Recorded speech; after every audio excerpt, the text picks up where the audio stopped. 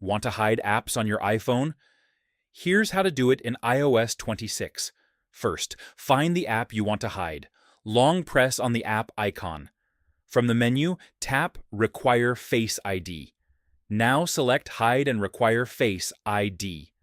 A message will appear explaining what happens when you hide the app. Tap Hide App to confirm. That's it. The app is now completely hidden. It will not appear in Spotlight Search. Siri Suggestions. Call History. App Library, Main Sections. Hidden apps are moved to a special hidden folder inside the app library. To access it, swipe left until you reach the app library. Scroll down and tap Hidden. Face ID authentication is required to open this folder. When you tap a hidden app, Face ID is required again to launch it.